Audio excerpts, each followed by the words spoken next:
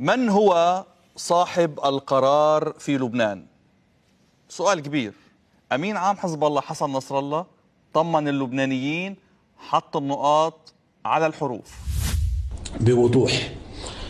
نحن في المقاومة لا ندخل في مسألة ترسيم حدود لا برية ولا بحرية، هذه مسؤوليات الدولة. الدولة اللبنانية بمؤسساتها الدستورية هي التي تقرر. المقاومة تلتزم بما تحدده الدولة. الدولة اللبنانية هي التي قالت أن مزارع شبع أرض لبنانية محتلة، والدولة اللبنانية هي التي قالت أن تلال كفرشوبة لبنانية وأن هناك جزء لبناني من بلدة الغجر. الله وكيلك، الدولة اللبنانية. روح يا حبيبي بيروح، تعال يا حبيبي بيجي. ما بيغلط. شو بتقول الدولة بيعمل. كل يوم الصبح بفيق بيفتح الايميل تبعه بشوف شو عنده اساينمنت وبروح بيعمله. شو طالب الدولة بيعمل. الدولة قالت له تلالك فرشوبة ومزارع شبعة لبنانية، ما بيهز، بيروح بحررها. زلمة مع الدولة على الآخر. مان وال10 12 حرب اللي فاتحهم برات الحدود، هول مين بيقرر فيهم؟ الدولة هي التي تقرر. فهمت عليك، فهمت، بس أي دولة؟ أنا متفق معك إنه دولة، بس أي دولة؟ إيران.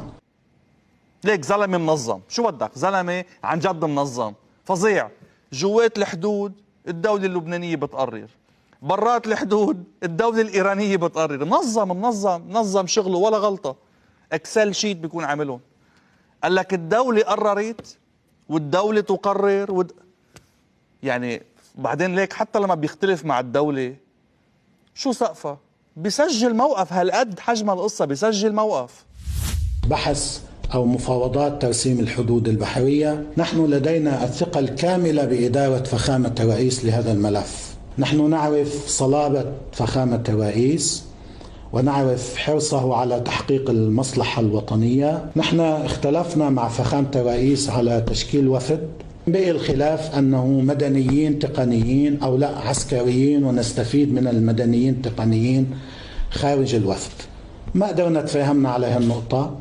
نحن أصدرنا البيان لا للتشكيك بثقتنا بفخامة الرئيس ولا شيء على الإطلاق، وإنما لنسجل موقفا في مسألة حساسة. يا دوب لك، يا دوب طلعوا ببيان وسجلوا موقف. اصلا الموضوع ما بيحرز انه عشو اختلفوا وقتها. بتتذكروا على الدريس كود للتفاوض شو بيلبسوا العالم انه رايحين على التفاوض؟ بالبزة العسكرية وخط احمر وكذا وقتها.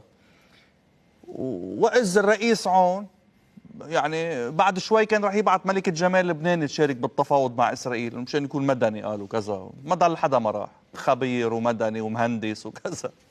بس خلاف صغير يعني، والجماعة بيوثقوا بعون وسجلوا موقف. يا خيي موقف. تعمل لي قصة أبو الصوص ليك ملا موقف. قيادة حركة أمل وحزب الله قد أعلنتا رفضهما الصريح لشكل الوفد اللبناني المفاوض، ورأتا أن شكل الوفد يمثل تجاوزا لكل عناصر القوة للبنان وضربة قوية لدوره ولمقاومته، ويعد تسليما بالمنطق الإسرائيلي الذي يريد أي شكل من أشكال التطبيع. هيدا هن ومؤمنين بصلابته. مان إذا واثقين بعون واعتبرتوا إنه اللي صار هو ضرب للمقاومة وتسليم بالمنطق الإسرائيلي، هيدا إذا واثقين فيه. طب إذا شكيتوا فيه شو بتعملوا؟